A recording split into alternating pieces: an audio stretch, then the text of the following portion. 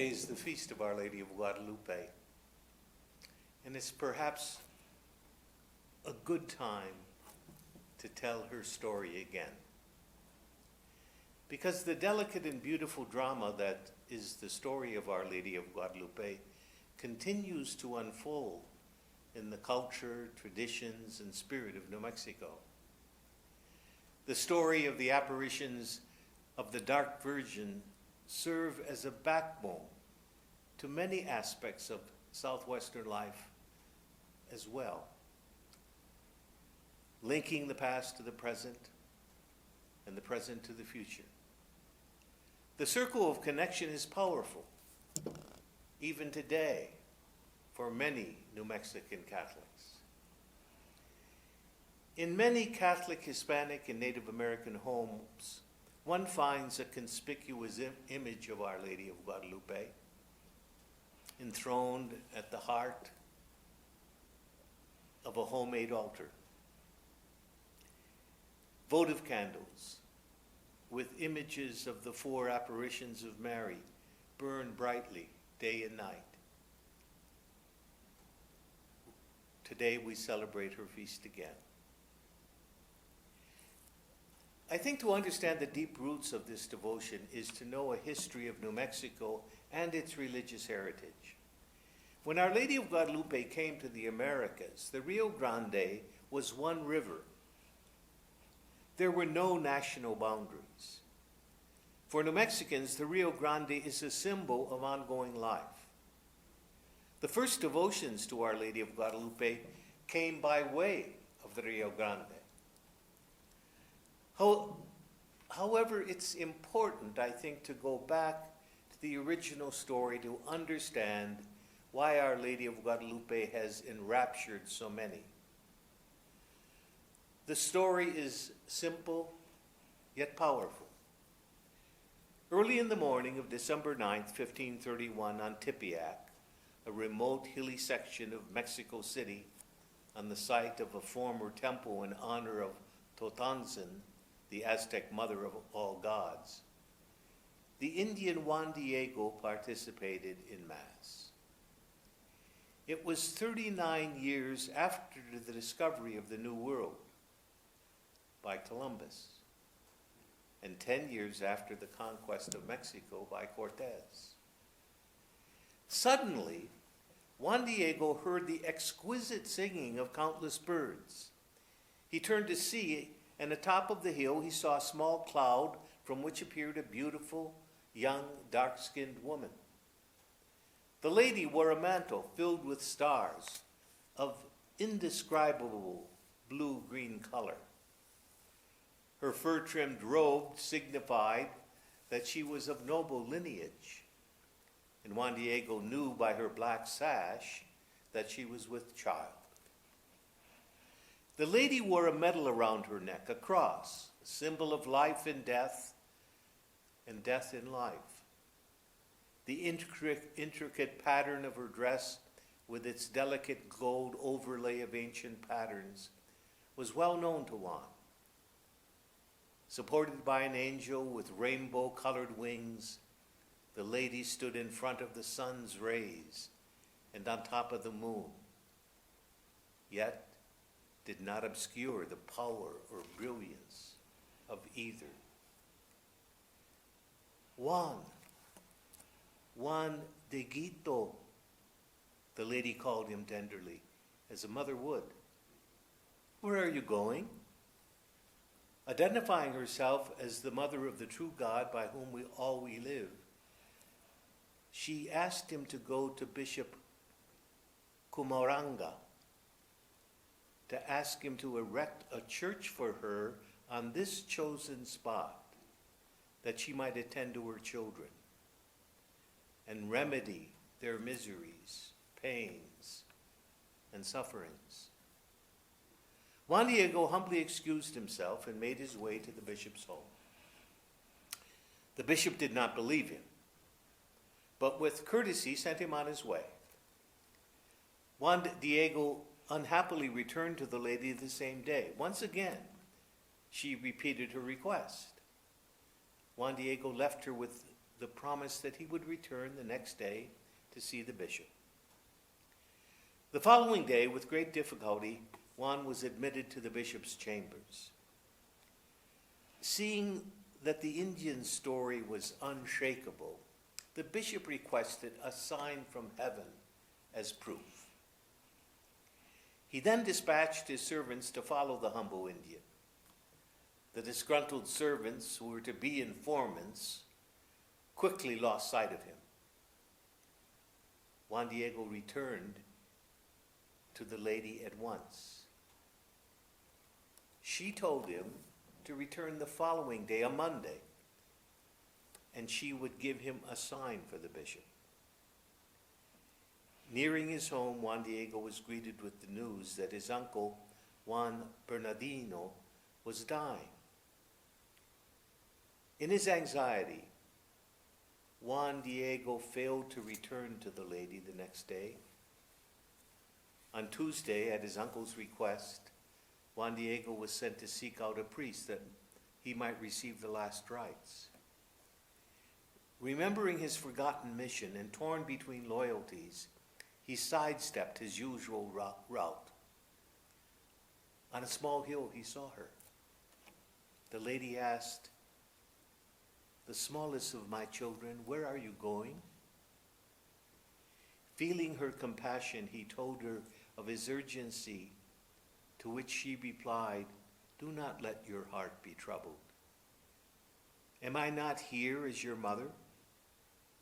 She instructed him to climb the hill and bring her the flowers he found there.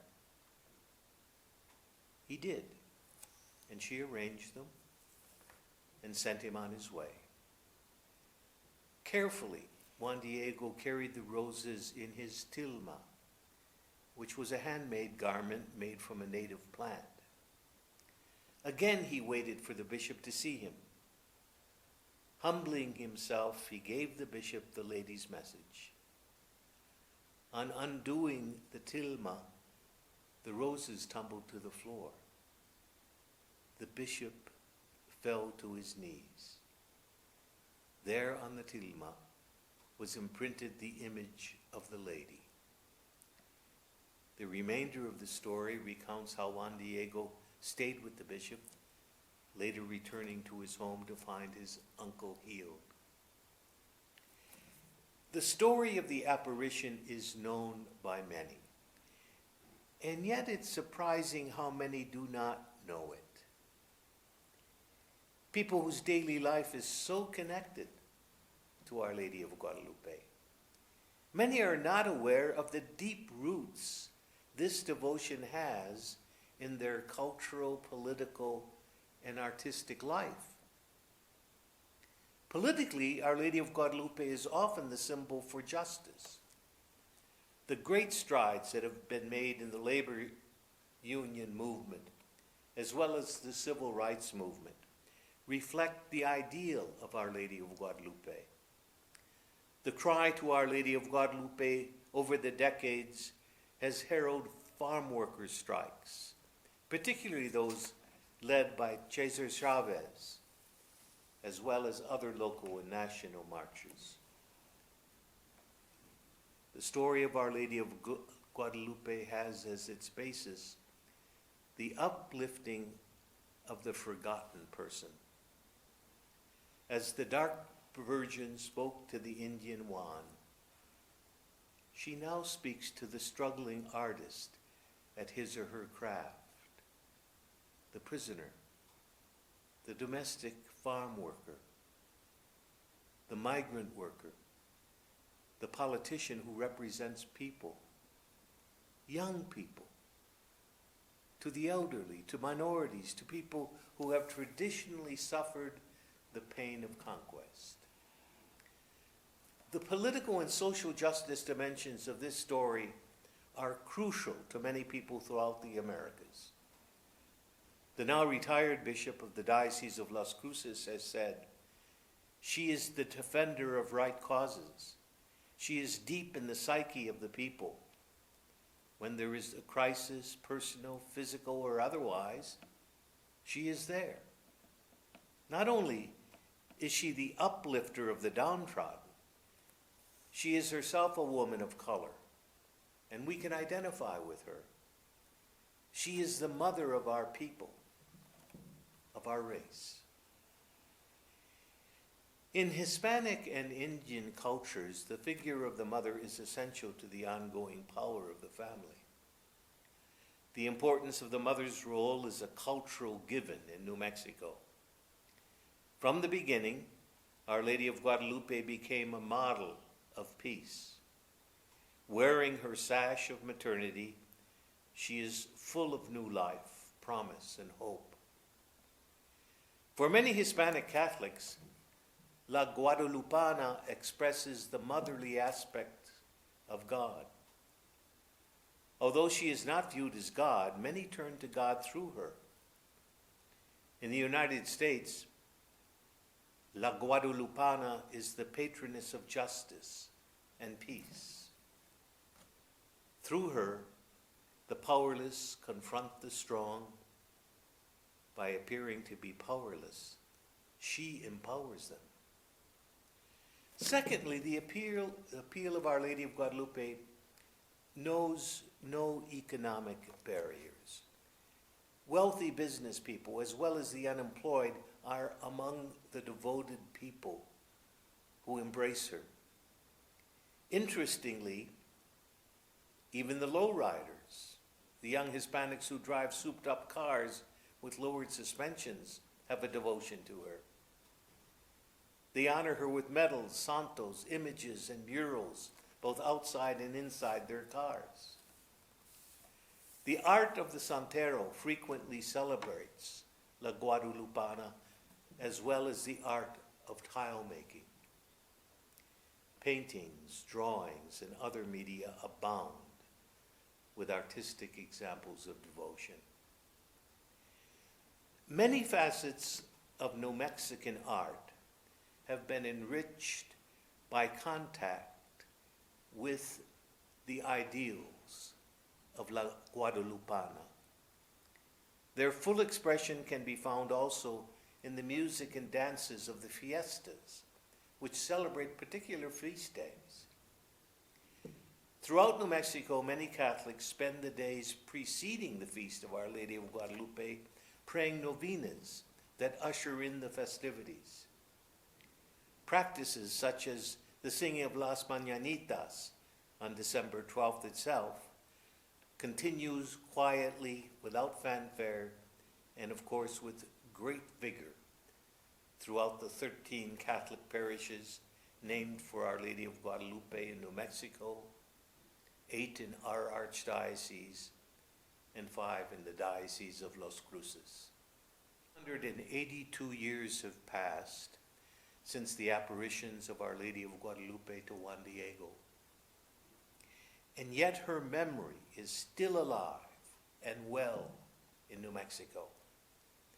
Our Lady of Guadalupe can never be forgotten as long as there are Guadalupes, namely men and women who are named for her, who live in towns and counties named Guadalupe, and who ask her blessing and sing her songs.